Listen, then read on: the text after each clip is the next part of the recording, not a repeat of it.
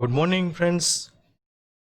Our subject is Construction Quality Control and Monitoring of Diploma 6M.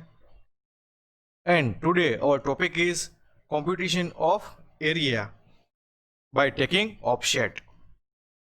એટલે કે અનુલંબો દ્વારા ક્ષેત્રફળ માપવાની રીતોમાં પહેલું આવે છે એ મિડ ઓર્ડિનેટ રૂલ એટલે કે મધ્ય યામનો નિયમ.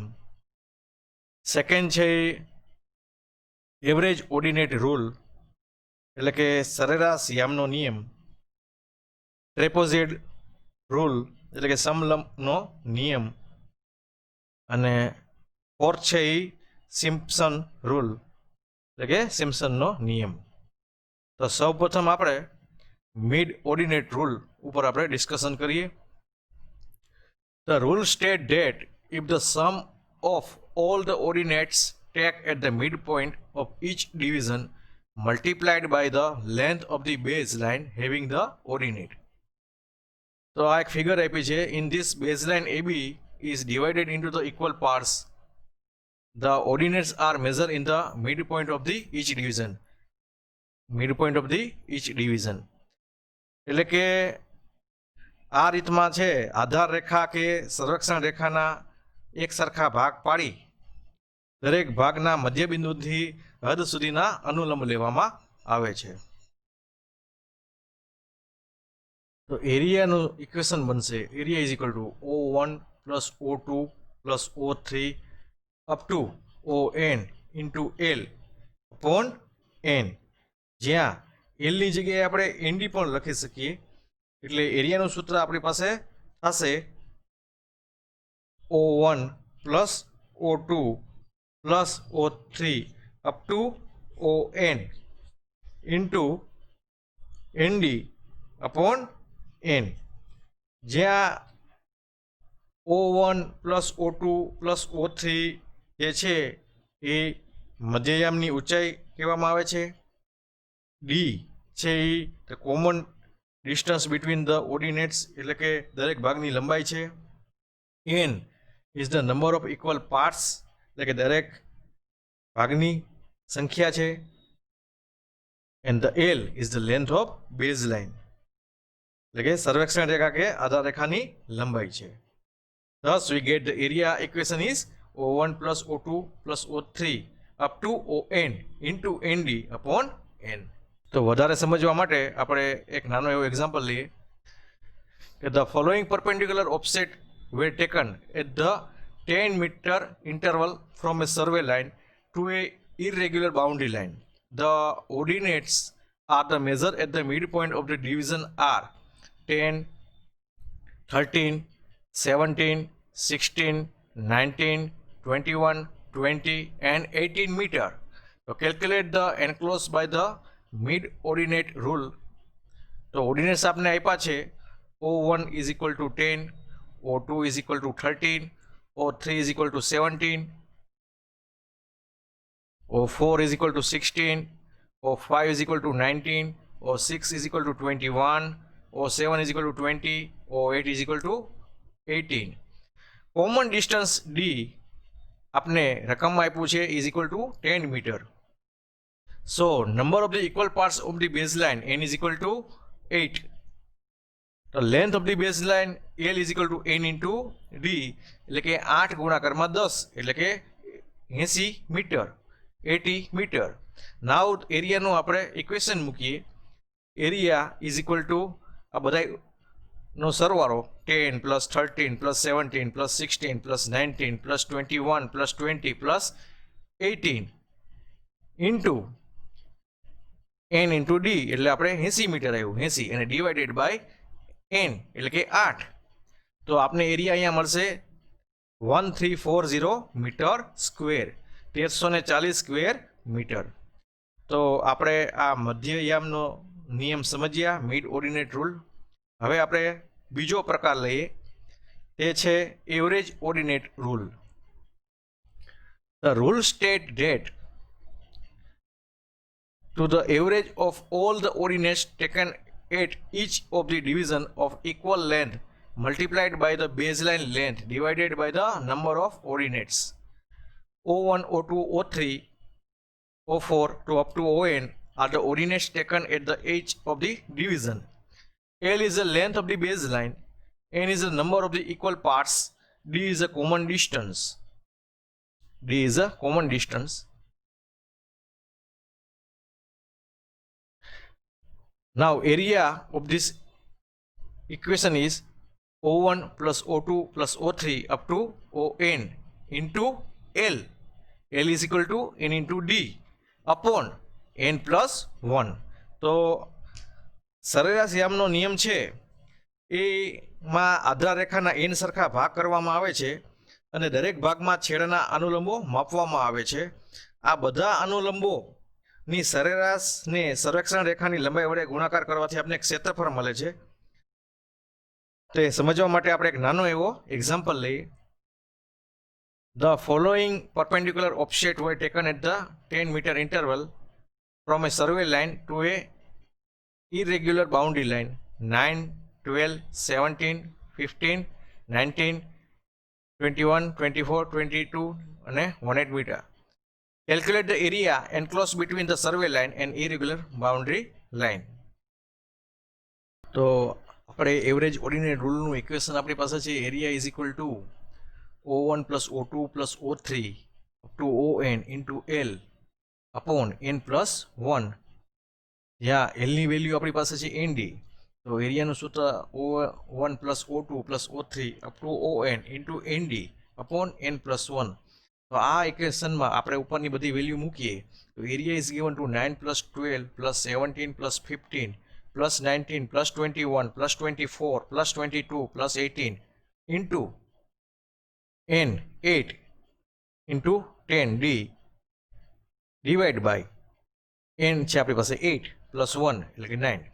તો આ રીતે ઇક્વેશન કરતા આપણે એરિયા મળશે. Area is equal to 1395.38 metre square. Next પ્રકાર છે આપણો the trapezoidal rule. While applying the trapezoidal rule, boundary between the ends of the ordinates are assumed to be straight. Thus, the area enclosed between the baseline and the irregular boundary line are considered as a trapezoids. Let O1, O2, O3, ON is the ordinate of the equal interval and D is the common distance between the two ordinates. એટલે કે આ રીતમાં છે એ જમીન વિસ્તારને સમલકોમાં વેચી દેવામાં આવે છે અને દરેક સમલંબકનું ક્ષેત્રફળ કાઢી અને તેનો સરવાળો કરતા આપણે કુલ ક્ષેત્રફળ મળે છે.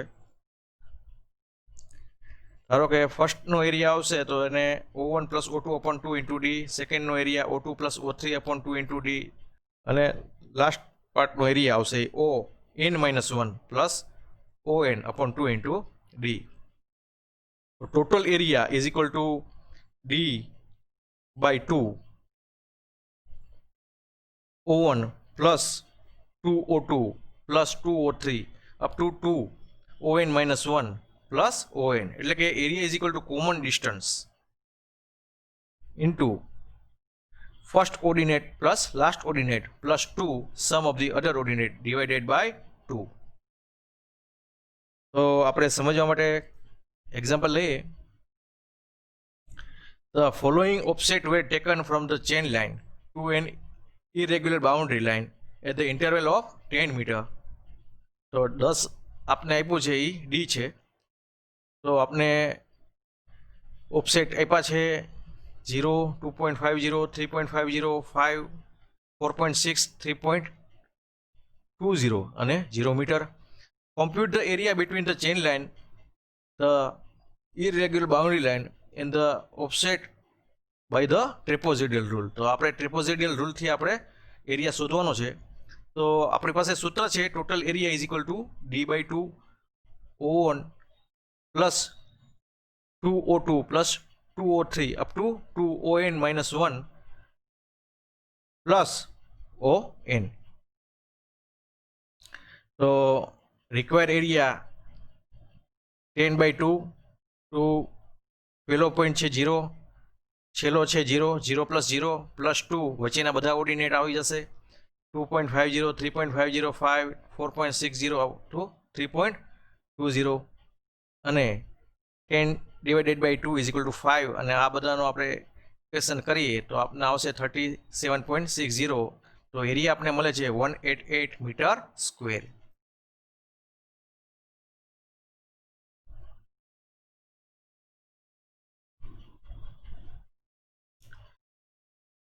ફોર્થ આપણો ટાઈપ છે સિમ્પસન્સ rule. It states that the sum of the first and the last ordinate has to be done. Add twice the sum of the remaining odd ordinate and the 4 times the sum of the remaining even ordinates. Multiply to this total sum by 1/3 of the common distance between the ordinate, which gives the required area. Now, where O1, O2, O3, On are the length of the ordinates, D is the common distance, N is equal to number of division.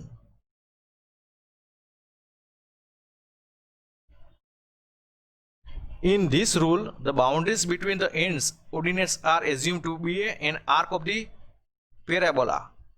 એટલે કે આ વિસ્તારના હદને સીધી ન ધાતા પર્વલય એટલે parabolic ધારવામાં આવે છે અને આ સિમ્પસન રૂલને પર્વલયનો પણ નિયમ કહેવામાં આવે છે. તો એક સમજીએ આપણે કે ફિગરમાં આપણે પ્રમાણે area A F E D and C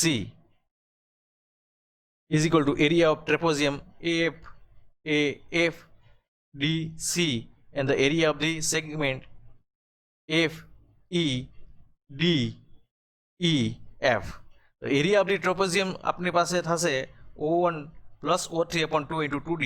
Area of the segment अपनी पासे थासे 2/3 into area of the parallelogram FFDD. This gives 2/3 E into 2D. That's give us 2/3 multiplied by O2 minus O1 plus O3 divided by 2 into 2D.